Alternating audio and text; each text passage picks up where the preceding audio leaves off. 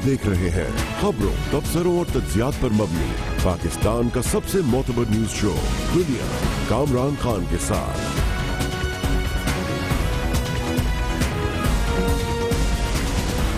अस्सलाम वालेकुम, मैं हूं कामरान खान। ये एक बड़ी खबर है, अगर दुरुस्त है, कि मुल्ला फजलुल्लाह तहरीक तालिबान का मौजूदा सरबराह, पाकिस्तान में दहशतगर्दी का सबसे बड़ा सरगना, अफगानिस्तान में अमरीकी ड्रोन हमले में मारा गया है। ये खबर पहली बार नहीं आई है। मुल्ला फजलुल्लाह को हलाक करने की इतलात इससे पहले भी आ चुकी हैं। आज ये खबर इस वक्त टेलीविजन स्क्रीन्स पे जो आ रही हैं उसमें सोर्स बताई गई है दुबई का अखबार, और बाज़ टेलीविजन चैनल ने गल्फ न्यूज़ को इसको कोट किया है और कहा है कि इस हमले में मुल्ला फजलुल्लाह को हलाक किया गया है, उसके साथ कई और लोग भी हलाक हुए हैं। ये हमला नंगरहार में किया गया है और इसके लिए बताया गया है कि ये मुश्तरका ऑपरेशन था जो पाकिस्तान और अमेरिका की खुफिया एजेंसीज ने मिलकर किया है। इसके लिए अमेरिकी ड्रोन तैयारे इस्तेमाल हुए हैं। मुल्ला फजलुल्लाह के बारे में सबसे बड़ी खबर आई थी आर्मी पब्लिक स्कूल की पाकिस्तान की तारीख की बदतरीन दहशतगर्दी के बाद, जब पाकिस्तानी फौज के तर्जुमान ने बाकायदा मुल्ला फजलुल्लाह को आर्मी पब्लिक स्कूल के दहशतगर्दी का मेमार करार दिया था।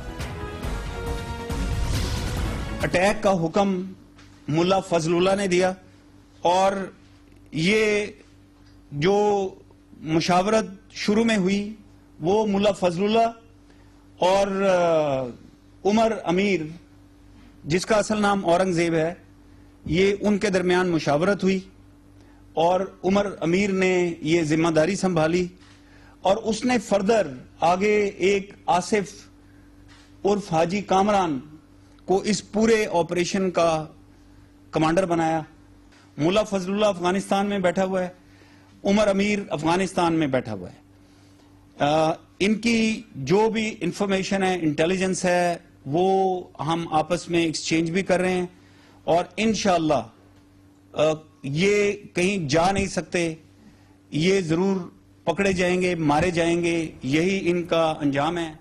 अभी तक इस खबर की कोई बाकायदा तस्दीक सरकारी तौर पर अवेलेबल नहीं है। मीडिया आउटलेट्स अपनी टिकर्स में, ब्रेकिंग न्यूज़ में तो ये ज़रूर चला रहे हैं और इसके लिए गल्फ न्यूज़ को कोट किया जा रहा है। अब तक जो हमने रिसर्च की उसके मुताबिक गल्फ न्यूज़ मुल्ला फजलुल्लाह को ड्रोन हमलों में हलाकत की 2 खबरें दे चुका है। इससे कबल ये खबर, इससे पहले जो खबर आई थी वो 23 मार्च को आई थी सन 2015 में, और आर्मी पब्लिक स्कूल पर हमले के 2 माह बाद, और इससे पहले ये खबर 2014 में भी गल्फ न्यूज़ दे चुका है कि मुल्ला फजलुल्लाह को हलाक कर दिया गया है। मुल्ला फजलुल्लाह की हलाकत की खबरें इससे पहले भी कई बार आ चुकी हैं और न सिर्फ ये कि मुल्ला फजलुल्लाह, कई दूसरे बड़े दहशतगर्दों की हलाकत की खबरें इससे पहले आ चुकी हैं और इसमें हकीमुल्लाह महसूद के हवाले से भी मुतादिद खबरें आती रही थी इससे पहले कि वो आखिरी बार अमरीकी ड्रोन हमले में आखिरकार हलाक हो गया। लेकिन अभी तक इस बारे में कन्फ्यूजन बरकरार है। इस सिलसिले में ताज़ा तरीन मालूमात क्या है, ये पूछने के लिए हम पेशावर जाएंगे, जहां पे मुमताज सीनियर सहाफ़ी और सीनियर तज्ज़ियाकार जनाब रहीमुल्लाह यूसुफज़ई हमारे साथ मौजूद हैं। बहुत बहुत शुक्रिया रहीमुल्लाह साहब। कोई इंडिपेंडेंट इशारा, तस्दीक, कोई उड़ती हुई भी खबर कि मुल्ला फजलुल्लाह पे हमला हुआ है नंगरहार में और वो हलाक हुआ है? देखें, अभी तक अमेरिकी हुकाम ने कुछ नहीं कहा। अमेरिकी वैसे भी अपने ड्रोन हमलों के बारे में खुद बराह रास्त कभी बात नहीं करते और वो अपनी मीडिया को खबर लीक करते हैं। अफगान हुकूमत ने कोई दावा नहीं किया। तालिबान तो जाहिर है कभी भी इसकी तस्दीक नहीं करेंगे और जब तक तालिबान नहीं मानेंगे तो ये शुकूक व शुबात रहेंगे। लेकिन हमारी इत्तलात ये हैं कि अमरीकी फौज ने आज कार्रवाई की है नंगरहार के सूबे में अचीन के इलाके में। अचीन के इलाके में दाइश का वजूद है और वहाँ पे तालिबान, अफगान हुकूमत की फौजें और अमरीकी ड्रोन हमले जारी हैं। इसके अलावा एक इत्तला ये थी कि शायद ये ड्रोन हमला जो है ये खुगियानी के जिले में हुआ है नंगरहार में, उसकी तस्दीक नहीं हो रही। तो मुख्तलिफ इत्तलात हैं, लेकिन अभी तक तो हमें ये मालूम था कि मौलाना फजलुल्लाह जो है वो नूरिस्तान के सूबे में है और कुनड़ के सूबे में है। नंगरहार के बारे में मौलाना फजलुल्लाह के मौजूद होने की कोई इत्तला फिलहाल नहीं आई, तो शायद वो वहाँ मुंतकिल हो गया था, वहाँ पे उसका खानदान था, वहाँ पे उसके लोग थे, क्योंकि ये खलीफा उमर मंसूर जो है जिसने पेशावर के स्कूल के ऊपर और फिर पाकिस्तान एयरफोर्स बड़े बेर के बेस के ऊपर और अभी जो हालिया हमला हुआ 4 सदर में बादशाह खान यूनिवर्सिटी, इस सारे की जिम्मेदारी खलीफा उमर मंसूर ने कबूल की थी और वही इनका एक बड़ा अहम कमांडर है। और उसकी जो रिहाइश थी उसके बारे में इतला ये थी कि वो नाजियान के इलाके में है जो निंगरहार में है। तो निंगरहार से इतलात तो आ रही हैं कि वहाँ फौजी कार्रवाई हुई है, ड्रोन हमले हो रहे हैं, लेकिन अभी तक तस्दीक नहीं हुई कि इसमें मौलाना फजलुल्लाह मारा गया है। अच्छा, रहमान साहब ये बताइए कि ये जो अब ताज़ा खबर आई है मौलाना फजलुल्लाह की हलाकत के हवाले से, और ये जो ताज़ा कार्रवाई, इसकी सोर्स क्या है? बुनियादी तौर पे ये खबर कहाँ से आ रही है? पाकिस्तानी ऑफिशियल से? नहीं, पाकिस्तानी ऑफिशियल्स तो मेरे ख्याल में कुछ नहीं कह रहे और वो तो इंतजार करेंगे मजीद कोई इतला सामने आए, कोई अफगान हुकूमत दावा करे, कोई तालिबान जराए कोई ये बात करे। अभी तक तो हमने कुछ नहीं सुना पाकिस्तानी हुकाम से और मेरे ख्याल में ये इतनी बड़ी खबर है कि इसकी तस्दीक की जाएगी, फिर इसका ऐलान किया जाएगा। और मुमकिन है कि अगर अमरीकियों ने ये ड्रोन हमला किया है और वाकई वो मारा गया है तो फिर अमरीकी मीडिया में ये खबर आएगी। बहुत बहुत शुक्रिया जनाब रहीमुल्लाह यूसुफजई हमारे साथ हैं। जैसा कि हमने कहा, बार बार कह रहे हैं कि खबर बहुत बड़ी है, अगर दुरुस्त है, अजीम खबर है। मुल्ला फजलुल्लाह अगर हलाक हुआ है, पाकिस्तान में होने वाली दहशतगर्दी का सबसे बड़ा सरगना, सबसे अहम शख्सियत है मुल्ला फजलुल्लाह। और अब से थोड़ी देर पहले से खबरें आई हैं कि आज अमरीकी ड्रोन कार्रवाई हुई है जिसमें मुल्ला फजलुल्लाह मारा गया है, लेकिन तस्दीक ना अमरीकियों ने की है, ना अफगान हुकूमत ने, और ना पाकिस्तान के हुक्काम इसकी फिलहाल तस्दीक कर रहे हैं। ये जरूर कहा जा रहा है कि तस्दीक की कोशिश की जा रही है। लेते हैं कमर्शियल ब्रेक और उसके बाद जिक्र करेंगे वही गैस लोड शेडिंग है, वही पंजाब है और वही नवाज हुकूमत है। एक बार फिर लोग गैस को तरस रहे हैं पंजाब में, इसके बारे में बात करते हैं कमर्शियल ब्रेक के बाद।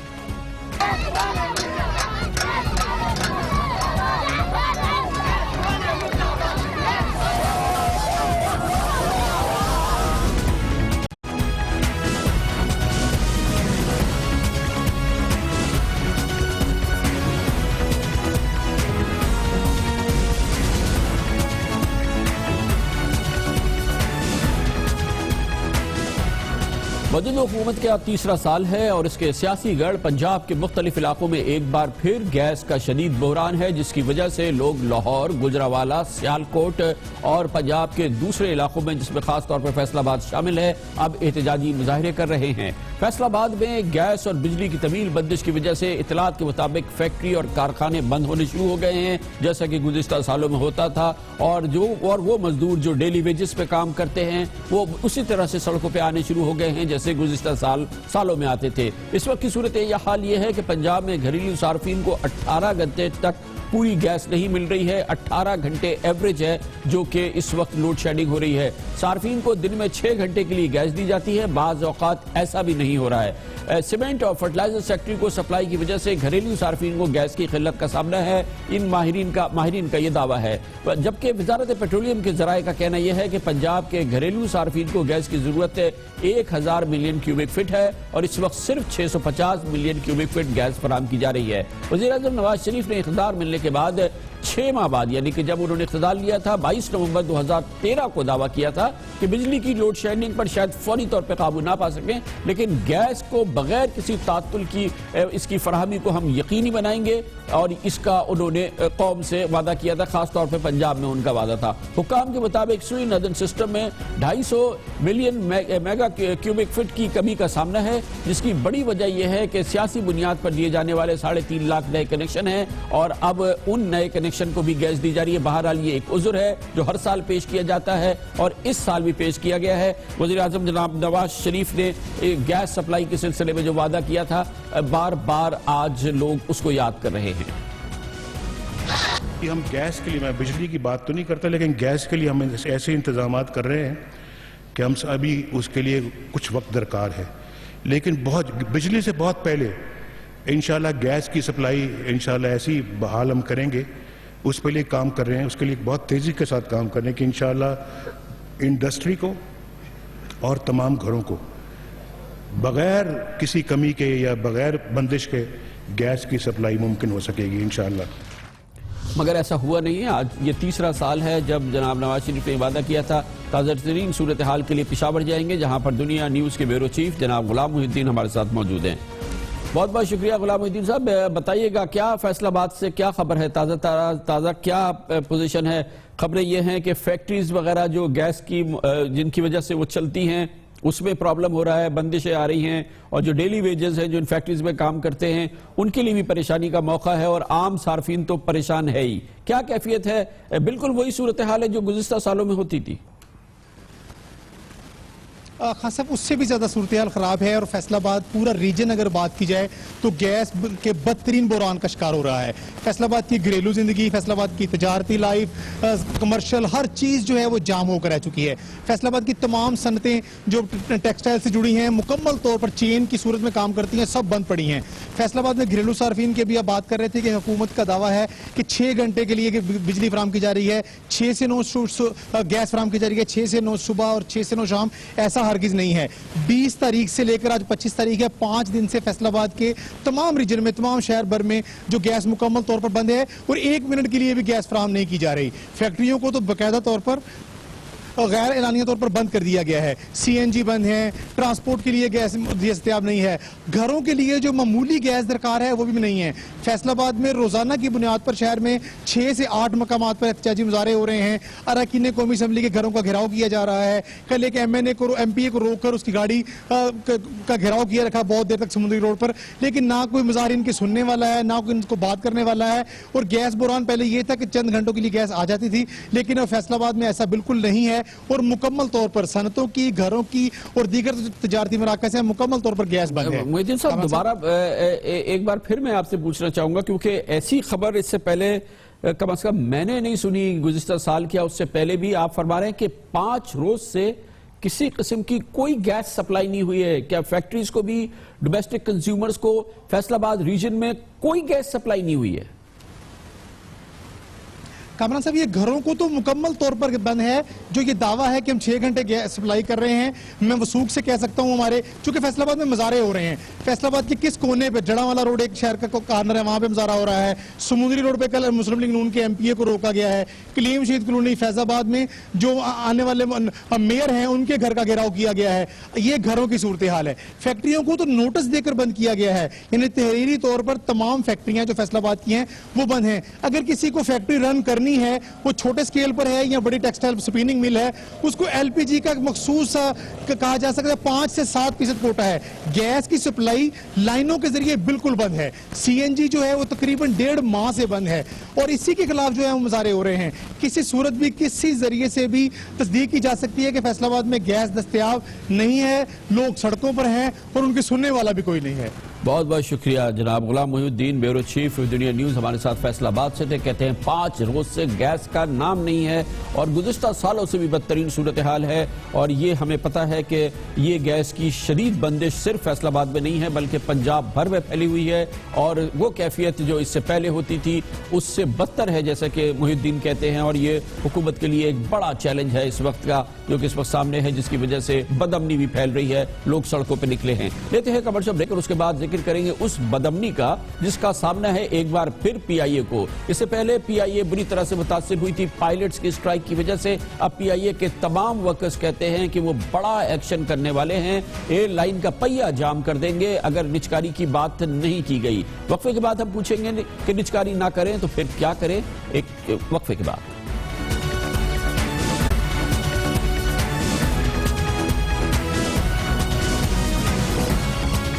Welcome back. PIA में सफर करने वाले बेचारे वैसे ही परेशान रहते हैं, लेकिन अब एक और बड़ी खबर है, और उनकी परेशानी में लगता है कि मजीद इजाफा होने वाला है।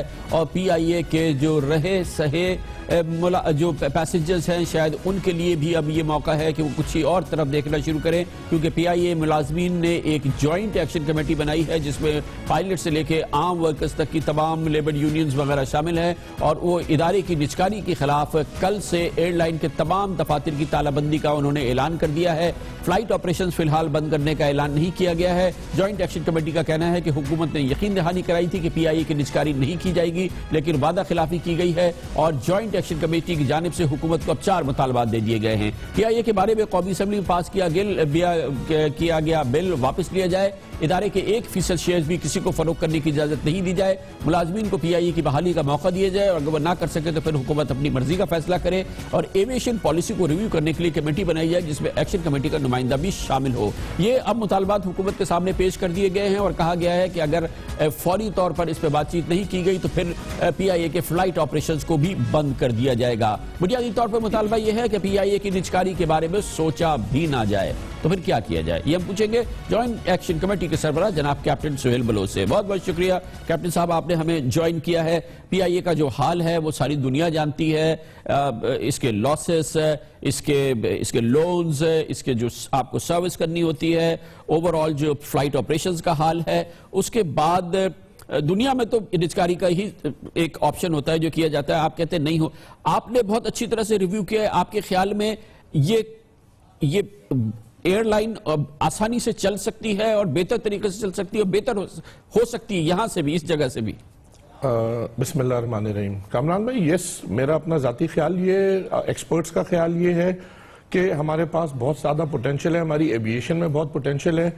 बैड गवर्नेंस की वजह से, पॉलिटिकल इंटरफेरेंस की वजह से, कॉन्फ्लिक्ट ऑफ इंटरेस्ट अगर कहीं आ जाता है उसकी वजह से हम इस हाल को पहुंचे हैं। देयर इज नो अकाउंटेबिलिटी है सच, हम इस हाल को पहुंचे हैं। एंड हम ये समझते हैं इन सारी जितनी भी वजूहात मैंने बयान की, इनमें एम्प्लॉइज का कोई कसूर नहीं है। कसूर या तो गवर्नमेंट्स का है, प्रीवियस गवर्नमेंट्स का है। एक बात ये फरमा दीजिएगा कि ये इस वक्त PMLN की हुकूमत है, इससे पहले पीपल्स पार्टी की हुकूमत थी, उससे पहले मिलिट्री गवर्नमेंट थी, उससे पहले फिर PMLN, Peoples Party, PMLN, Peoples Party, military.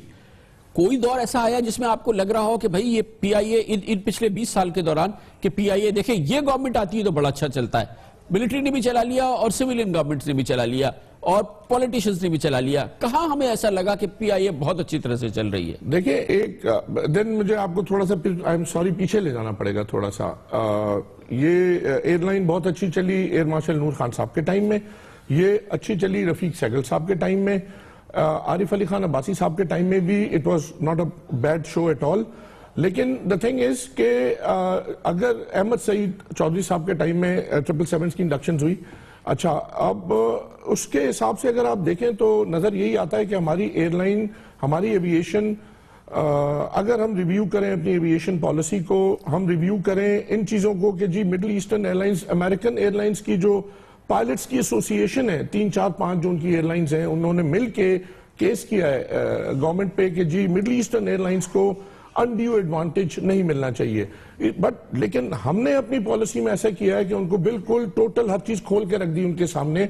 एक चीज होती है रेसिप्रोसिटी, उसके बिल्कुल किसी ने कोई ख्याल नहीं रखा और जिस तरीके से वो एयरलाइंस आ रही हैं, मतलब आप यूं समझे 2010 में 73 फ्लाइट्स थी पर वीक, अब हो गई है 393 फ्लाइट्स अ वीक। इससे आप अंदाजा लगाएं कि एक तो हमारा रेवेन्यू कितना लेके जा रहे हैं, फॉरेन एक्सचेंज कितना जा रहा है। लेकिन सुहेल साहब, हमारी जो सकत है हमारी एयरलाइन की, इस छोटे से फ्लीट में अगर हम रेसिप्रोसिटी करेंगे तो फिर हमारे लोग तो फिर खड़े रह जाएंगे एयरपोर्ट्स पे अगर वो फ्लाइट्स भी अवेलेबल नहीं होंगी, क्योंकि हमारी तो इतनी सकत है नहीं कि हम 9 फ्लाइट्स जो हैं, 10 फ्लाइट जो हैं वो दुबई की चला सकें। अगर यही चीज आप हमें बताते, यही वाला स्टेटमेंट अगर आप देते सर आज से कोई 1 साल पहले, तो इट वॉज वैलिड। उस वक्त हमारे पास 16 to 18 एयरक्राफ्ट थे, इस वक्त हमारे पास 38 एयरक्राफ्ट हैं। पाइपलाइन में 3 से 4, 5 जहाज और हैं जो ज्वाइन कर रहे हैं, फ्लीट को आ रहे हैं एंड फ्लीट बढ़ती जा रही है। प्राइम मिनिस्टर साहब से हमारी मीटिंग हुई थी एंड हिज विजन वाज कि आई वांट PIA में एटलीस्ट 75 एयरक्राफ्ट हों। ही सेड प्राइवेटाइजेशन नहीं होगी, 26% शेयर नहीं देंगे। और हिज विजन वाज कि I want this to be a better airline than Emirates even.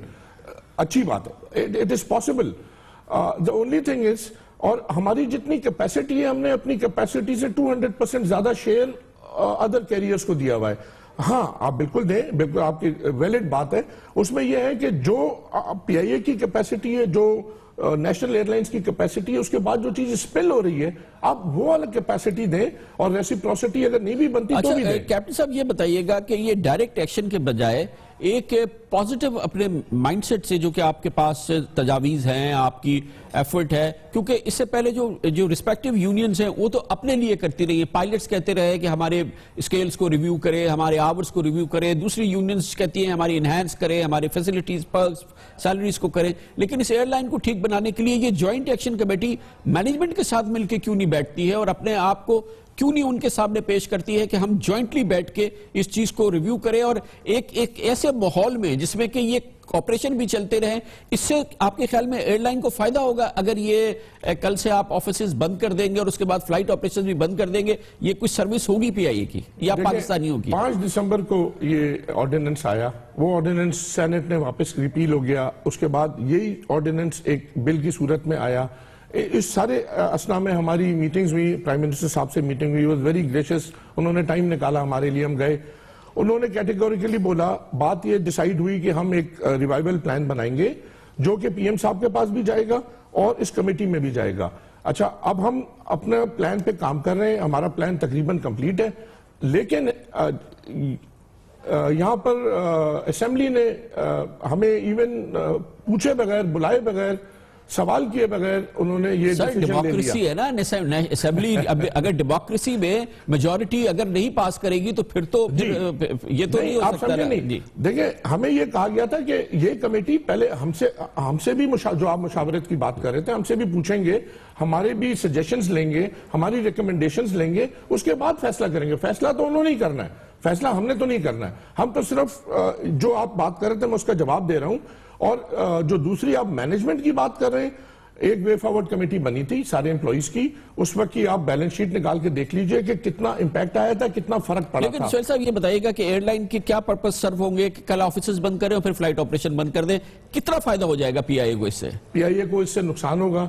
हम बिल्कुल नहीं चाहते ये काम करना, हम बिल्कुल नहीं चाहते थे ये काम करना, लेकिन बिल भी पास हुआ, लोगों ने कांटेक्ट भी किया, लोगों ने बात भी किया कि उस कमेटी में जो लोग थे ऑपोजिशन के, उन्होंने वहां पर बात की कि यार इनको तो बुलाएं, स्टेक होल्डर्स को। प्राइम मिनिस्टर साहब का हुक्म है कि स्टेक होल्डर्स को बुला के उनसे तो पूछें आप, वो भी नहीं बुलाया गया। जब कोई सुनने को तैयार नहीं है तो आप बताएं इसके अलावा और क्या ऑल्टरनेट हो सकता है? बंद कर दे। अब क्या करें, मजबूरी है। जैसे दूसरी एयरलाइंस को भी नहीं आने दे। देखिए, ऑपरेशंस नहीं बंद हो रहा, ऑपरेशंस तो हमने कहा 2 फरवरी तक एज इट इज है। आप 5 दिसंबर से लेकर आज तक ऑपरेशंस बंद नहीं हुआ, अल्हम्दुलिल्लाह। वी मेड श्योर कि हमारा ऑपरेशन चलता रहे, क्योंकि हम ये बर्दाश्त नहीं कर सकते। पीआईए इस वक्त जिस स्टेज पे है, इस किस्म का कोई लॉस हम ना देना चाहते हैं और ना हम समझते हैं कि पीआईए बर्दाश्त। बहुत बहुत शुक्रिया जनाब। कैप्टन सुहेल बलोच हमारे साथ थे। ब्रेक, इस दौरान न्यूज हेडलाइंस देखेंगे और उसके बाद हमारी आज की दूसरी टॉप न्यूज।